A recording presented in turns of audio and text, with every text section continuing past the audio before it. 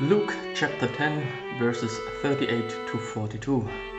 Martha and Mary, a lesson about manipulation in church. I read this episode from the New International Version. As Jesus and his disciples were on their way, he came to a village where a woman named Martha opened her home to him. She had a sister called Mary, who sat at the Lord's feet listening to what he said. But Martha was distracted by all the preparations that had to be made. She came to him and asked, "Lord, don't you care that my sister has left me to do the work by myself? Tell her to help me." "Martha, Martha," the Lord answered, "you are worried and upset about many things. But only one thing is needed. Mary has chosen what is better, and it will not be taken away from her." The first reaction of many that heard this story is, Martha is right, isn't she?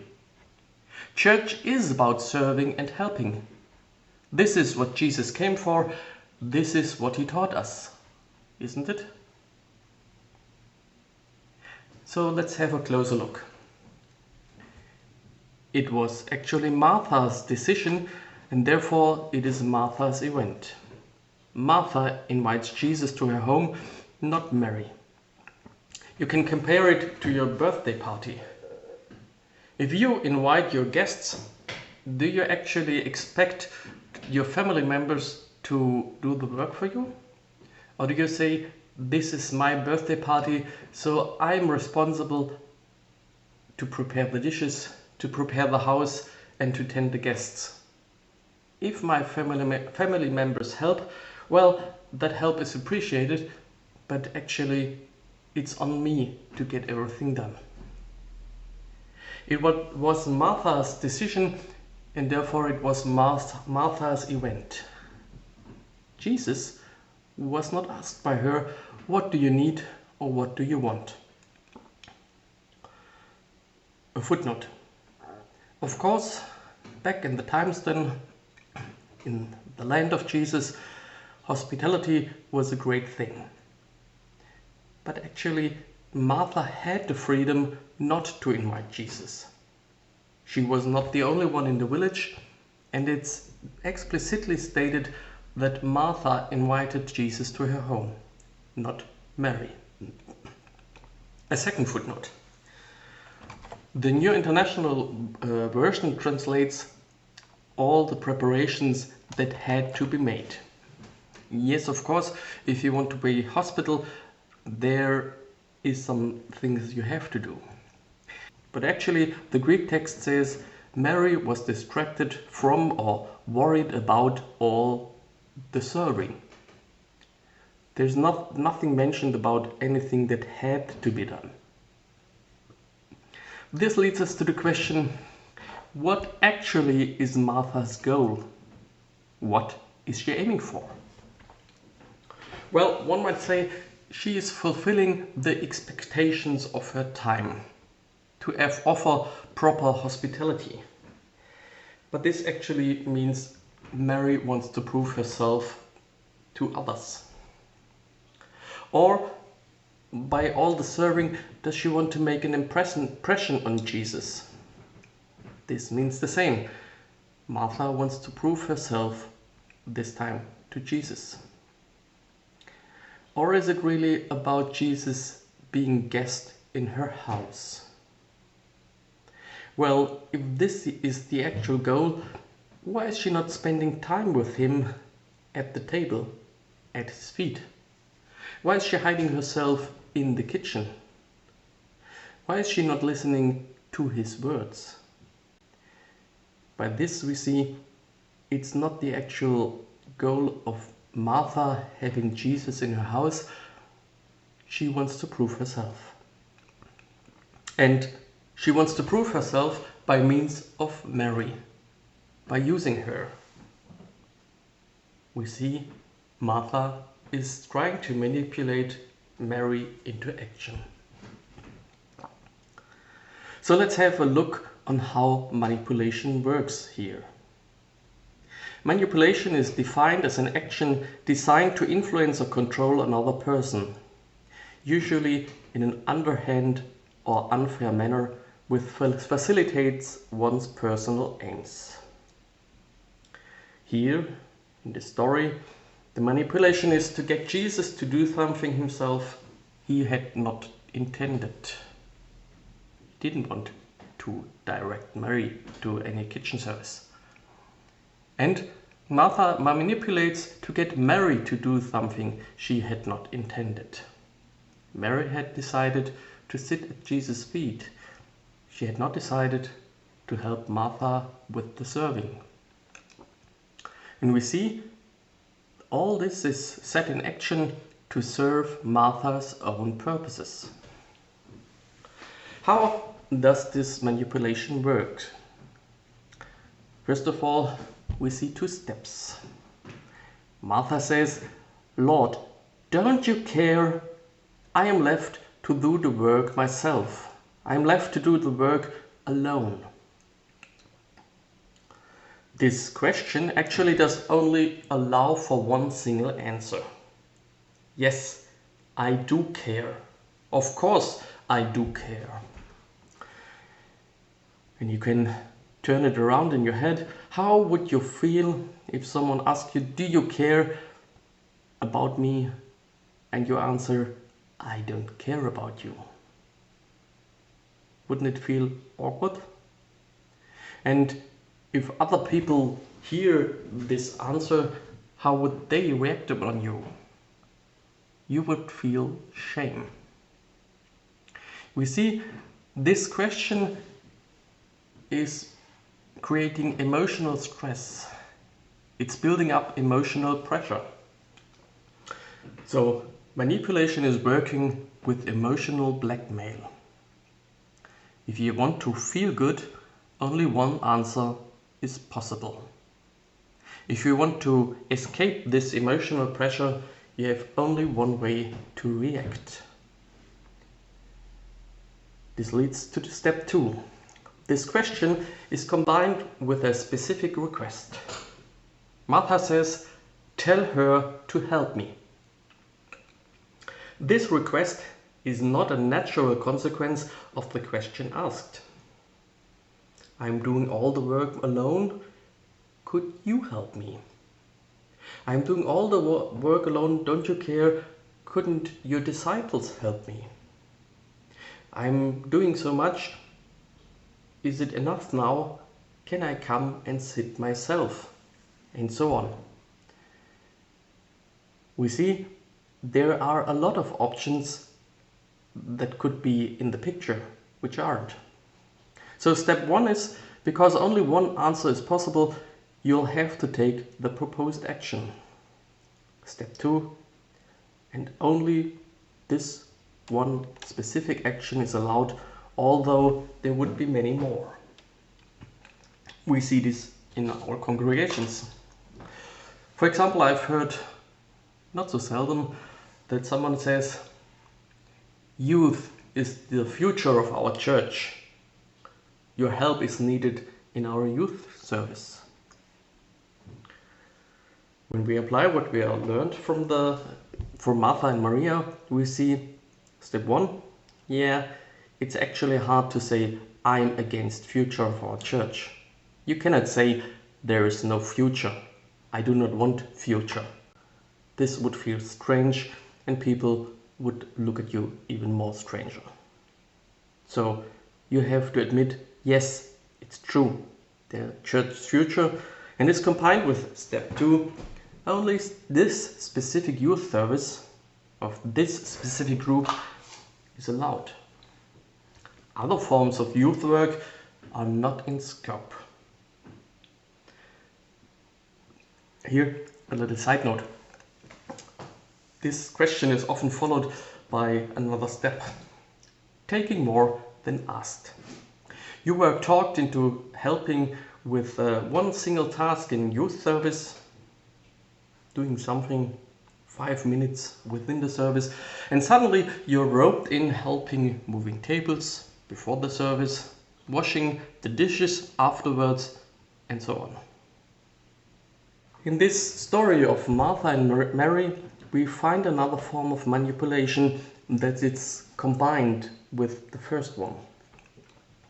Martha stands in front of Jesus and says, "Tell her." Martha is not directly talking to her sister Mary. She is going to Jesus, instructing Mary indirectly. Jesus, tell her. And this we also find very common in our congregations. Very often people do not want to address someone straight away. They rather talk about someone to somebody else and hope their message reaches finally the target. And very often, as here with Martha and Jesus, they try to use someone with authority. They try to use someone else's authority. Like if Martha would say to herself, "I'm unsure if my sister Mary would listen to me, if she would obey to me. But surely Mary will obey Jesus." No discussion.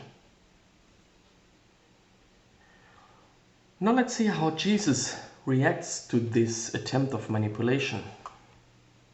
First of all, he sees Martha. He calls her by name, "Martha, Martha." And he says, "You are worried and upset about many things." Jesus acknowledges Martha. Jesus acknowledges how much she's servicing. He acknowledges that she is really in worries.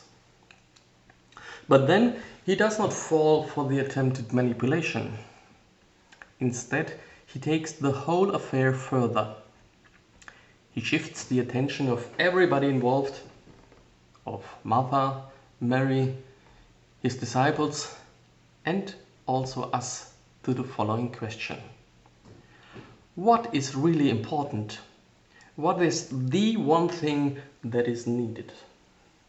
Jesus does not say explicitly what's the one thing is that is needed. But obviously, it is not us serving Jesus like Martha did. Instead, Jesus says, Mary had chosen one thing that will not be taken from her. Which is that? Mary sits at the feet of Jesus and she's listening to his words. The one thing that is needed are the words of Jesus. All things are created by him and through him. Man does not live on bread alone, but on every word that comes from God's mouth. What does that mean for us today? First of all, we all are tempted to manipulate others. This is how politics and society works. This is how many families treat each other by means of manipulation. No wonder we find manipulation in church. And here, even worse, there's pious manipulation. People will say, it is God's will that you, hiding that it's their own will. So, we all should sit at the feet of Jesus and listen to him. Hear his words and talk it over with him in prayer. And then we should start to check ourselves. Where do I act like Martha? Where do I try to impose my will on others? We might find that we are doing manipulations to others. And at this point, you'll have to pay attention. If you find that we are manipulating others, do not be surprised that this can be a pattern of behavior, that we have developed habits of manipulation. And patterns of behavior, habits, they are very hard to change. It takes time, And we can come to the point where we say, this is too much for me. And then we should start to pray.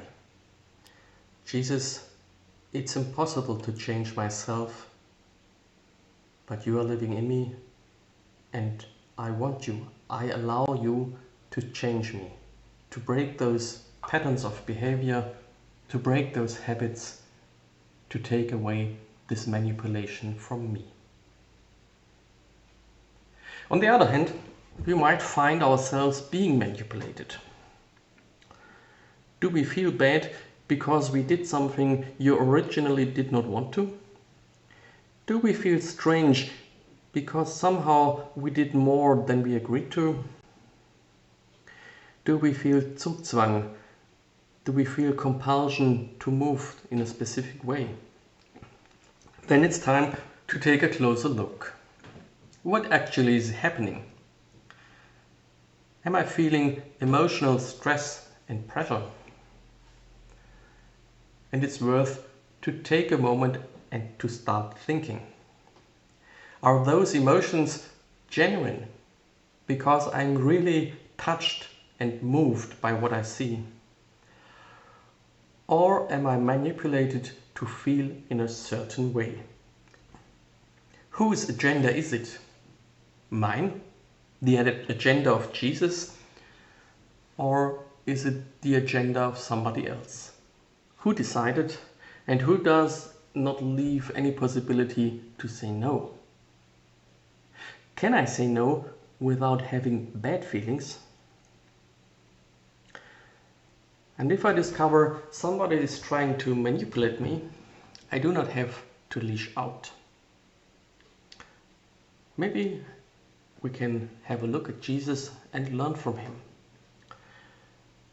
He acknowledged the feeling, the work, the efforts, the worries of the one that is trying to manipulate me. Maybe that's a good starting point to acknowledge, yes, you're doing hard work. You have many worries, and I see you. And then we might continue and say, I see this, and this is what I want to do. And of course, we should sit at the feet of Jesus and listen to him, because he will teach you what's going on. He will teach you to discover manipulation. He will teach you how do you react an attempt of manipulation, and he will teach you what to do.